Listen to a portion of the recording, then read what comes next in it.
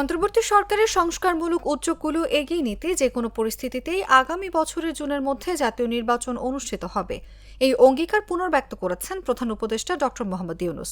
বুধবার জাপানের প্রাক্তন প্রধানমন্ত্রী ও জাপান বাংলাদেশ সংসদীয় মৈত্রী লীগের সভাপতি তারো আসো টোকিওর ইম্পেরিয়াল হোটেলে প্রধান উপদেষ্টার সঙ্গে সৌজন্য সাক্ষাৎ করতে গেলে তিনি এই প্রতিশ্রুতি পুনর্ব্যক্ত করেন। 4 দিনের সরকারি সফরে আজই টোকিও পৌঁছান প্রধান উপদেষ্টা। জাপানের স্থানীয় সময় বুধবার দুপুর 2:05 টোকিওতে পৌঁছান ড ইউনূস। তিনি নিক্কেই ফোরাম ফর এশিয়ায় অংশ নেয়ার জন্য এবং জাপানের শীর্ষ নেতাদের সঙ্গে দ্বিপক্ষীয় আলোচনা করার জন্য এই সফরে রয়েছেন। বাংলাদেশের দীর্ঘদিনের বন্ধু এবং জাপানের সাবেক পররাষ্ট্রমন্ত্রী তারো আসো বলেন, অধ্যাপক ইউনূসের নেতৃত্বে বাংলাদেশের রাজনৈতিক স্থিতিশীলতা ফিরিয়ে আনার প্রচেষ্টা প্রশংসনীয়। তিনি সুষ্ঠু গণতান্ত্রিক রূপান্তরের জন্য সাধারণ নির্বাচন অত্যাবশ্যক বলে মন্তব্য করেছেন।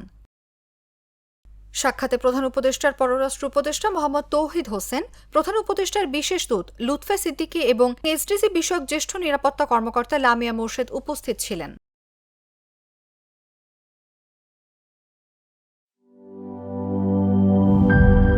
সিল্কোর সিল্ক অ্যান্ড শাইন, যাতে আছে আর্গান অয়েল ও ওট প্রোটিনের গুডনেস, যা আপনার চুলকে রাখে হেলদি অ্যান্ড শাইনিং।